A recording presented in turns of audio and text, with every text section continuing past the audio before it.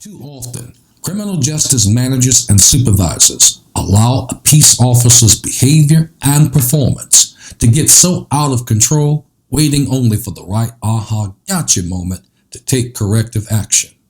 And while writing them up, to at least get your disciplinary action heard and sustained in the chief's office, only a few months later, in an administrative appeal or judicial hearing, it gets reversed, resulting in reinstatement and back pay. What went wrong? And while you may feel that the officer's substandard performance or misconduct deserved appropriate sanction, let's examine some processes that you must consider to get it right the next time around. In this tutorial, I want to empower your knowledge on progressive discipline. 4 key insights for preparing solid documentation.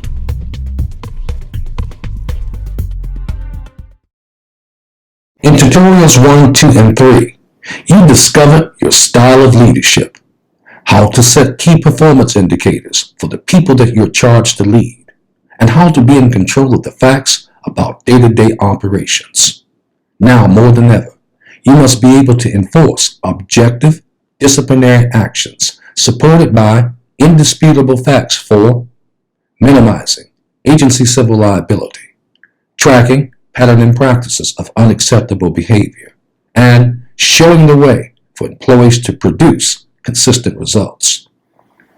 My subject matter expertise in progressive discipline comes from being a law enforcement manager and labor union executive, having participated in hundreds of internal affairs investigations and disciplinary hearings. In being vetted as the guest speaker before the Atlanta chapter of the National Association of African Americans in Human Resources, they found my ability to balance my dual roles is quite unique. Why? Because while I firmly believe a law enforcement agency has the absolute right and duty to hold the line on robust standards for performance of criminal justice functions, I also firmly hold that agency executives, managers, and supervisors cannot overreach clearly established laws and rules that regulate discipline for the means to justify the end result.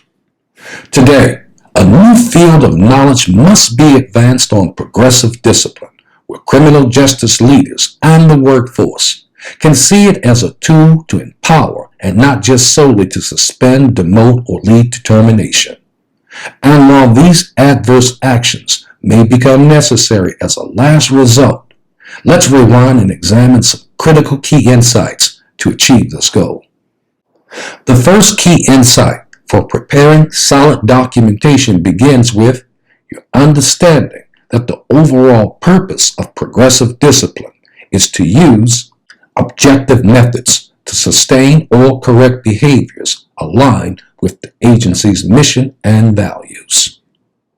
Now, while this can be achieved through training, policy, and supervision, no method will prove useful if there's no real commitment on behalf of the employee to undergo self-transformation. Whatever deficiency that you identified in their performance, candidly speaking, it's not your responsibility to resolve.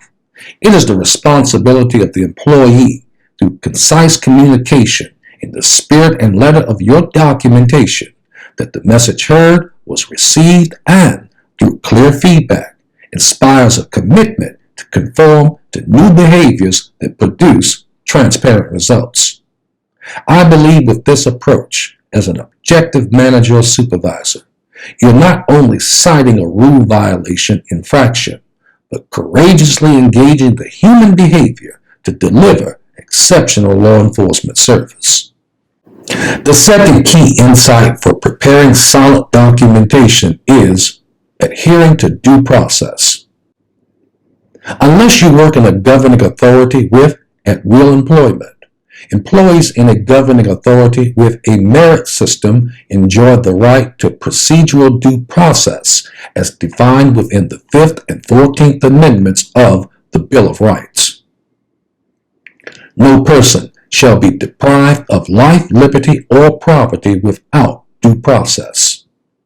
What the employee enjoys is property interests, where they have a right at every level to be heard in the pre-deprivation stage, and if the disciplinary action is sustained at the chief's level, the right to file an appeal in the post-deprivation stage. This is extremely critical as members at a personnel board hearing or judicial officer, while hearing the facts and circumstances of the alleged misconduct, are also just as equally concerned about whether the employee had a fair chance to present their side of the story without administrative coercion, threats, or bias. In the Professional Study Manual and mobile webinar, I have provided a comprehensive listing and definition of essential employee rights that you must adhere to when conducting internal investigations or disciplinary hearings, to include, but not limited to, guarantee rights, Weingarten rights, and Loudermill rights.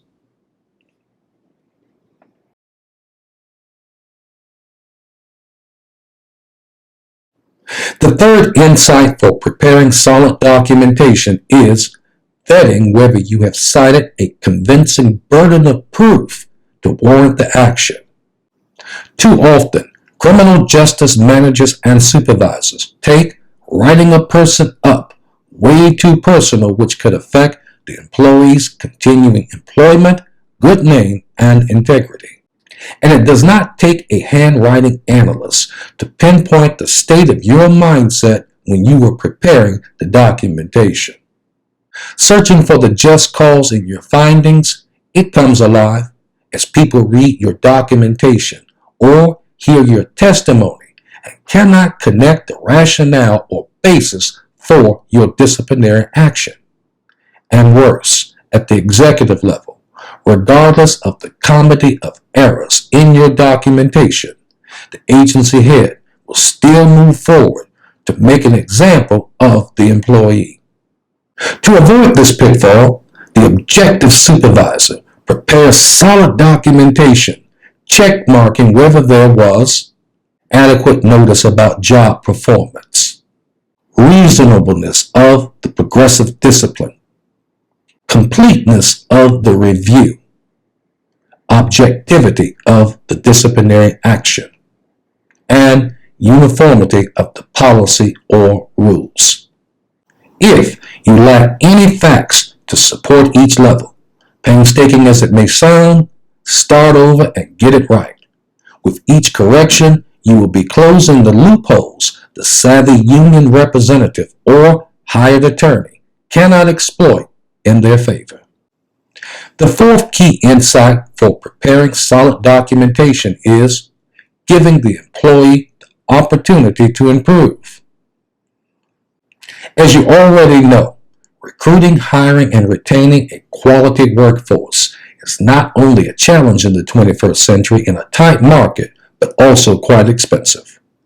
Unless the employee has committed a rule violation or criminal act that deserves immediate termination, the objective of progressive discipline is to give the employee every opportunity to improve their performance.